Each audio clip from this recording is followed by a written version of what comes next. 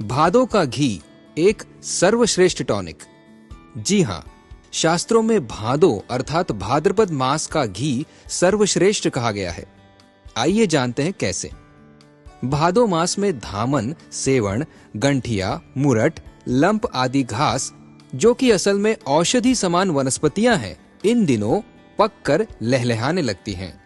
यदि समय पर वर्षा हुई है तो भूमि पर रोहिणी नक्षत्र की तपन से संतृप्त उर्वरकों से ये घास ऐसे बढ़ती है मानो कोई विस्फोट हो रहा है।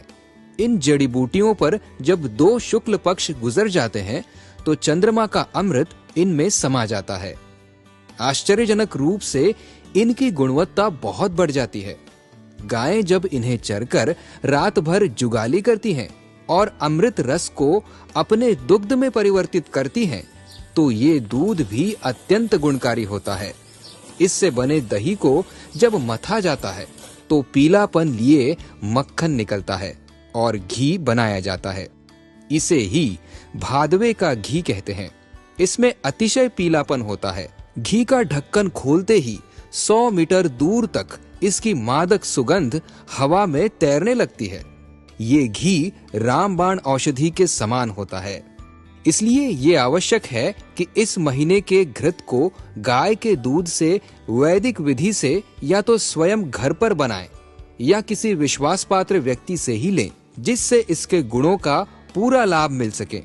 भादों का घी यदि ज्यादा मात्रा में मिले तो खा लो, कम हो तो नाक में चुपड़ लो, हाथों में लगा है तो चेहरे पर मल दो अथवा बालों में लगा लो। दूध में डालकर भी पी सकते हैं। सब्जी या चूरमे के साथ जीम लो। बुजुर्ग है तो घुटनों और तलुओं पर मालिश कर लो। इसमें अलग से कुछ भी मिलाने की जरूरत नहीं है। सारी औषधियों का सर्वोत्तम सत्व जो है इसमें।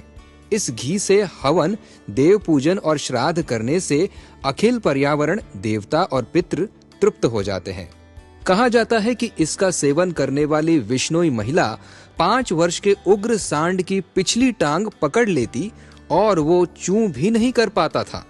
एक प्रत्यक्ष घटना के अनुसार भादों का घी सेवन करने वाले एक व्यक्ति ने 1 रुपए के सिक्के को मात्र उंगली और अंगूठे से मोड़कर दोहरा कर दिया था।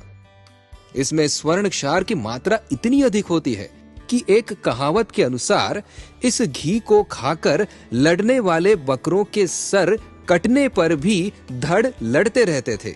आधुनिक विज्ञान तो घी को वसा के रूप में परिभाषित करता है। उसे भैंस का घी, वनस्पति घी, डालडा और चर्बी में भी अंतर नहीं पता।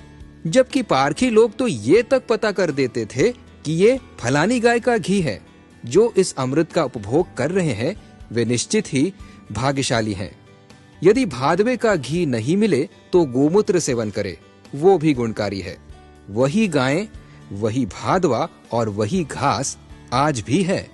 इस महान रहस्य को जानते हुए भी यदि ये व्यवस्था भंग हो गई तो किसे दोष दे। तो इस व्यवस्था को किसी रूप में पुनः स्थापित करें एवं वर्ष में एक बार आने वाले अवसर का लाभ अवश्य उठाएं।